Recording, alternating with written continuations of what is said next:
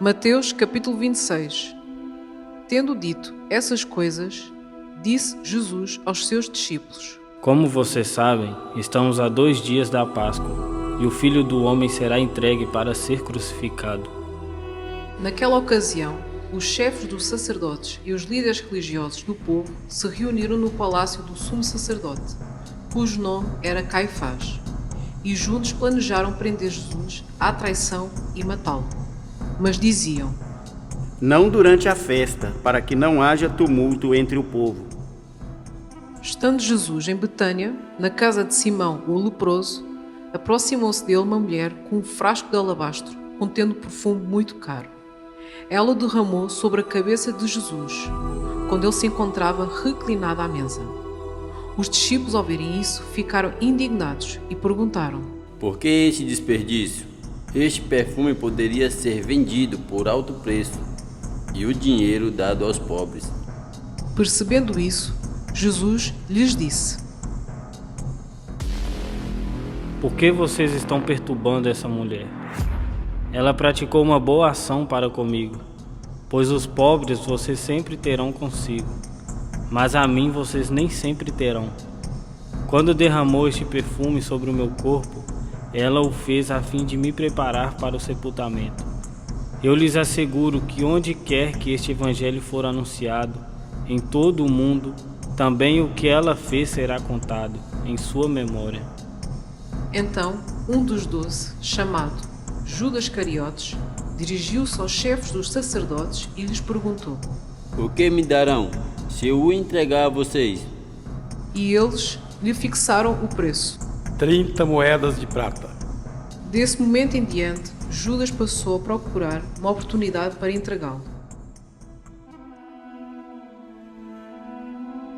No primeiro dia da festa dos pães sem fermento, os discípulos dirigiram-se a Jesus e lhe perguntaram: Onde queres que preparemos a refeição da Páscoa? Ele respondeu dizendo que entrassem na cidade, procurassem um certo homem e lhe dissessem: O mestre diz: O meu tempo está próximo.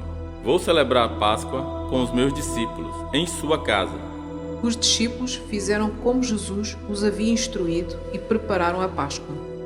Ao anoitecer, Jesus estava reclinado à mesa com os 12. E enquanto estava comendo, ele disse: Digo-lhes que certamente um de vocês me trairá. Eles ficaram muito tristes e começaram a dizer-lhe, um após outro: Sou eu! Com certeza não sou eu, Senhor. Sou eu. Afirmou Jesus. Aquele que comeu comigo do mesmo prato há de me trair. O Filho do Homem vai, como está escrito a seu respeito. Mas ai daquele que trai o Filho do Homem. Melhor lhe seria não haver nascido. Então Judas, que haveria de traí-lo, disse: Com certeza não sou eu, mestre. Jesus afirmou: Sim, é você. Enquanto comiam, Jesus tomou o pão, deu graças, partiu e deu aos seus discípulos, dizendo: Tomem e comam, isto é o meu corpo. Em seguida, tomou o cálice, deu graças e o ofereceu aos discípulos, dizendo: Bebam dele, todos vocês. Isto é o meu sangue da aliança, que é derramado em favor de muitos, para perdão de pecados. Eu lhes digo que, de agora em diante, não beberei deste fruto da videira, até aquele dia em que beberei o vinho novo com vocês no reino de meu Pai. Depois de terem cantado um hino, saíram para o Monte das Oliveiras. Então Jesus lhes disse: Ainda esta noite, todos vocês me abandonarão, pois está escrito: ferirei o pastor e as ovelhas do rebanho serão dispersas. Mas, depois de ressuscitar, irei adiante de vocês para a Galileia. Pedro respondeu: Ainda que todos te abandonem, eu nunca te abandonarei. Respondeu Jesus: Asseguro-lhe que ainda esta noite, antes que o galo cante, 3 vezes você me negará.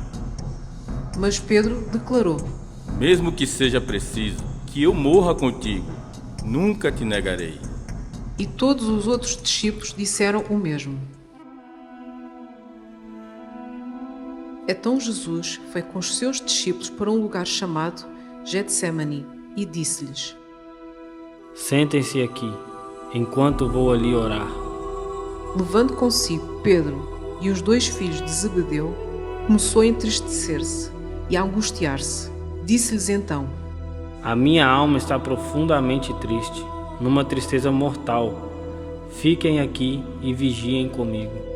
Indo um pouco mais adiante, prostou-se com o rosto em terra e orou: Meu Pai, se for possível, afasta de mim este cálice. Contudo, não seja como eu quero, mas sim como tu queres. Então voltou aos seus discípulos e os encontrou dormindo. Vocês não puderam vigiar comigo nem por 1 hora? Perguntou ele a Pedro. Vigiem e orem para que não caiam em tentação.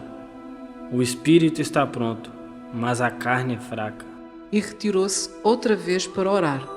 Meu Pai, se não for possível afastar de mim este cálice, sem que eu o beba, faça-se a tua vontade. Quando voltou de novo, os encontrou dormindo, porque seus olhos estavam pesados. Então os deixou novamente e orou pela 3ª vez, dizendo as mesmas palavras.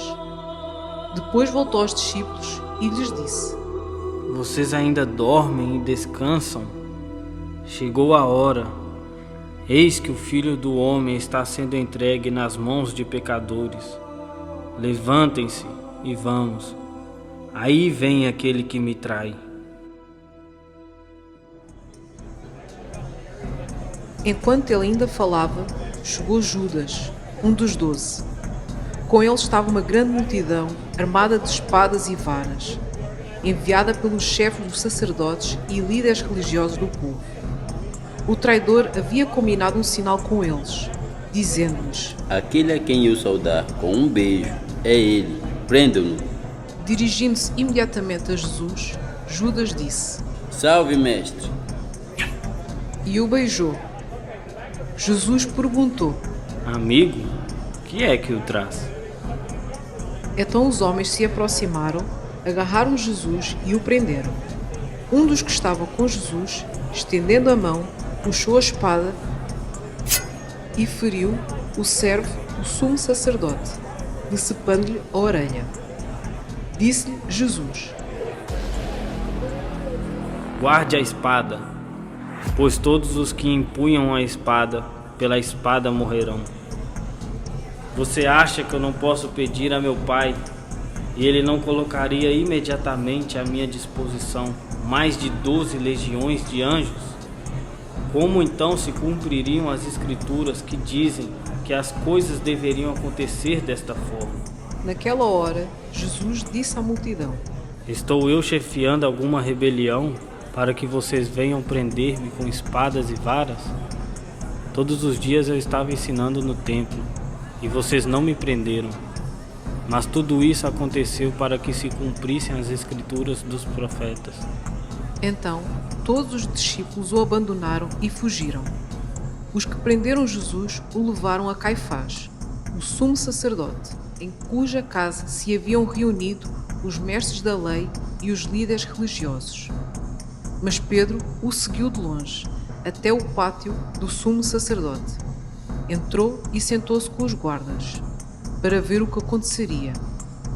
Os chefes dos sacerdotes e todo o sinédrio estavam procurando um depoimento falso contra Jesus, para que pudessem condená-lo à morte, mas nada encontraram, embora se apresentassem muitas falsas testemunhas. Finalmente se apresentaram 2, que declararam: Este homem disse: Sou capaz de destruir o santuário de Deus e reconstruí-lo em 3 dias. Então o sumo sacerdote levantou-se e disse a Jesus: Você não vai responder à acusação que estes lhes fazem? Mas Jesus permaneceu em silêncio. O sumo sacerdote lhe disse: Exijo que você jure pelo Deus vivo. Se você é o Cristo, o Filho de Deus, diga-nos. Tu mesmo o disseste.